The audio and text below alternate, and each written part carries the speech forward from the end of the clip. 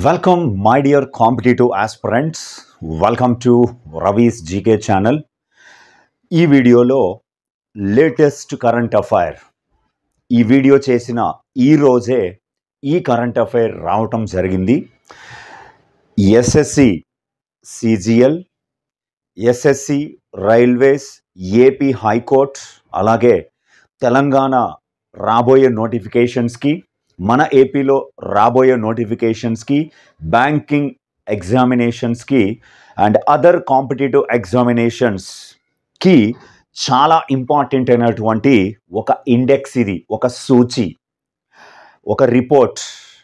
ఆ రిపోర్టు ఏమిటి, ఎవరు విడుదల చేస్తారు, ఇది ఎన్నో నివేదిక, ఎన్ని దేశాలపైన సర్వే చేసి ఈ నివేదికని విడుదల చేశారు, what is the India's rank, అలాగే గత నివేదికతో పోల్చుకుంటే భారత్ యొక్క ర్యాంకు ఎగబాకిందా దిగజారిందా, ఎన్ని అంశాల ఆధారంగా ఈ నివేదికని తయారు చేస్తారు అన్నటువంటి అంశాలని ఇప్పుడు మనం చూద్దాం. దానికంటే ముందు రవీస్ జీకే ఛానల్ని సబ్స్క్రైబ్ చేసుకోండి, షేర్ చేయండి, లైక్ చేయండి, కామెంట్ తప్పకుండా చేయండి. రైట్, ఆ నివేదిక పేరు ఏమిటి అంటే చాలా ఇంపార్టెంటు, ప్రపంచ లింగ వ్యత్యాస సూచి 2025. దీనినే మనం ఇంగ్లీష్లో గ్లోబల్ జెండర్ గ్యాప్ ఇండెక్స్ అంటారు. లింగ వ్యత్యాసం, మగవారు ఒక రకంగా ఆడవారు ఒక రకంగా ట్రీట్ చేయబడుతున్నారు కాబట్టి అది ఏ దేశంలో ఎలా ఉంది, భారత్లో ఎలా ఉంది, గ్లోబల్ యావరేజ్ ఎంత ఉంది అనేది ఇప్పుడు మనం చూద్దాం. ప్రపంచ లింగ వ్యత్యాస సూచి ఈ నివేదికని ఎప్పుడు విడుదల చేశారు అంటే 12/6/2025, జూన్ 12, 2025. ఈ నివేదికని ఎవరు విడుదల చేశారు అంటే ప్రపంచ ఆర్థిక వేదిక, దాన్ని మనం WEF అంటారు, ఇంగ్లీష్లో world economic forum. Next, this report is the 19th edition of report. ఇది 19వ global gender gap index. It is the 19th world gender gap index, 19వ సారి. అంటే 2006 నుంచి కూడా ఈ నివేదిక విడుదలవుతుంది. చూడండి, మొట్టమొదటి నివేదికని ఏ సంవత్సరంలో విడుదల చేశారు అంటే 2006. For the first time world economic forum లేదా ప్రపంచ ఆర్థిక వేదిక ఈ నివేదికని విడుదల చేసింది. అలాగే మొత్తం ఈ నివేదిక ఎన్ని దేశాలపైన సర్వే చేసి విడుదల చేసింది అంటే 148 దేశాలపైన సర్వే చేసి విడుదల చేసింది. అయితే గ్లోబల్ యావరేజ్గా ప్రపంచంలో లింగ వ్యత్యాసం ఎలా ఉంది, ఎంత శాతంగా ఉంది అంటే ఆడ మగ సమానం అనేటువంటి భావన 68.8% మందిలో మాత్రమే ఉంది. Global average score is 68.8% only. అయితే ఇది 2024, ఇప్పుడు 25 చదువుకుంటున్నాం మనం, 2024 నివేదికతో పోలిస్తే జస్ట్ 0.3% ఇంక్రీజ్ అయింది గ్లోబల్ యావరేజ్. అంటే లాస్ట్ టైము 68.5% ఉంటే ఇప్పుడు అది 68.8% పెరిగింది. అయితే ఇప్పుడు చాలా ముఖ్యమైనటువంటిది, భారతదేశం యొక్క ర్యాంకు ఎంత అంటే 131, 131వ స్థానంలో భారత్ చోటు దక్కించుకుంది. చాలా చాలా ఇంపార్టెంట్. అయితే గత నివేదికతో పోల్చితే భారతదేశం 2 ర్యాంకులని దిగజారింది. ఎందుకంటే గత నివేదికలో భారత్ 129వ స్థానంలో నిలిచింది. 2024 నివేదికలో భారత్ 129th ర్యాంకులో ఉంటే ఇప్పుడు అది 131కి చేరింది. అంటే 2 ర్యాంకులు భారత్ దిగజారింది. India has slipped 2 places from the last position in the global gender gap index.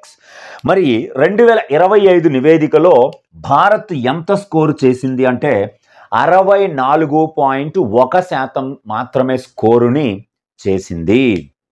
Placing among the lowest ranked countries in the south Asian region. దక్షిణాసియా రీజన్లో అతి తక్కువ ర్యాంకుని సాధించినట్లుగా మనం చెప్పుకోవచ్చు. అయితే మన దక్షిణాసియాలో అత్యుత్తమమైనటువంటి ర్యాంకు సాధించినటువంటి దేశము బంగ్లాదేశ్. చాలా ఇంపార్టెంట్.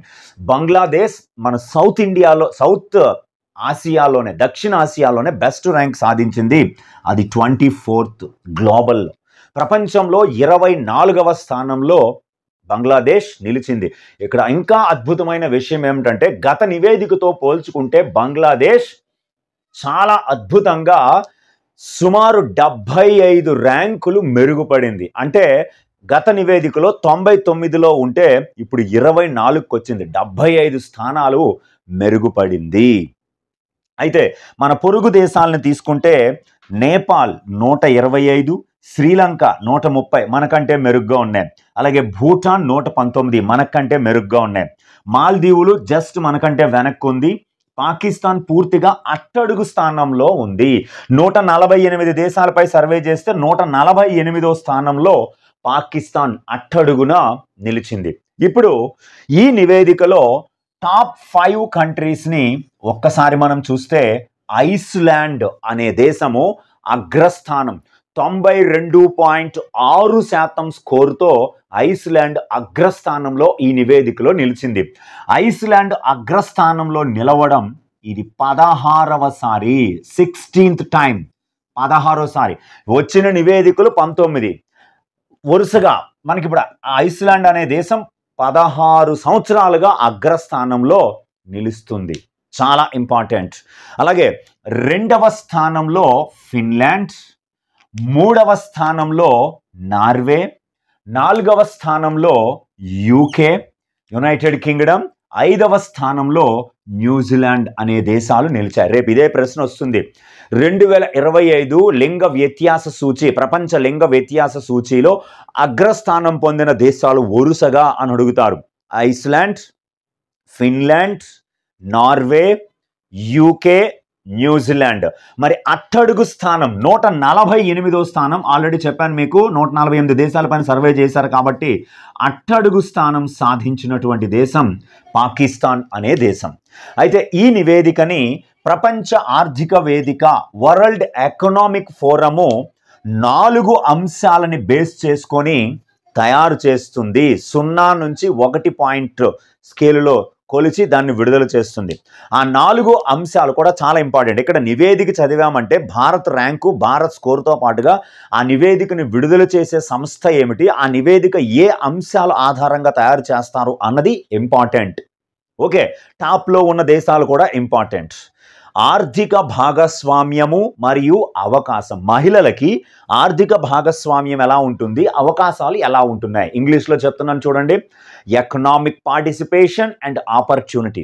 రెండోది విద్యా సాధన, వారు చదువుకోవడానికి అవకాశాలు ఎలా ఉన్నాయి, ఎడ్యుకేషన్ అటైన్మెంట్ అంటారు. నెక్స్ట్ 3 ఆరోగ్యము మరియు మనుగడ, హెల్త్ అండ్ సర్వైవల్. అలాగే రాజకీయ సాధికారత, పొలిటికల్ ఎంపవర్మెంట్ వారికి ఎలా ఉంది అన్నది చూసి ఈ నివేదికని తయారు చేస్తారు. అయితే ఈ వరల్డ్ ఎకనామిక్ ఫోరం అనేది తెలిసిందే మనకి, ప్రపంచ ఆర్థిక వేదిక అంటారు. దీన్ని 24/1/1971లో స్థాపించారు.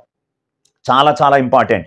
దీన్ని ఎవరు స్థాపించారంటే క్లాస్ స్వాబ్ అన్నటువంటి ఆయన స్థాపించారు. ఇక్కడే మనకి ప్రతి సంవత్సరం జనవరిలో వరల్డ్ ఎకనామిక్ ఫోరం సమ్మిట్స్ జరుగుతాయి. రాష్ట్రాల నుంచి, మన దేశం నుంచి, వివిధ రాష్ట్రాల నుంచి ముఖ్యమంత్రులు, అధికారులు ఆ సమావేశానికి హాజరవుతారు పెట్టుబడులు ఆకర్షించడం కోసం. ఈ వరల్డ్ ఎకనామిక్ ఫోరం యొక్క హెడ్ క్వార్టర్స్ ఎక్కడున్నాయంటే కలోగ్నీ, స్విట్జర్లాండ్ దేశంలో ఉన్నాయి. ఇది చాలా చాలా ఇంపార్టెంట్ అయినటువంటి అంశము. ఖచ్చితంగా గుర్తుపెట్టుకోండి స్టూడెంట్స్. దీన్ని ఎవరైతే స్క్రీన్ షాట్ తీసుకోవాలనుకుంటున్నారో తీసుకోండి. Thank you very much. మరొక వీడియోలో మళ్ళీ కలుసుకుందాం.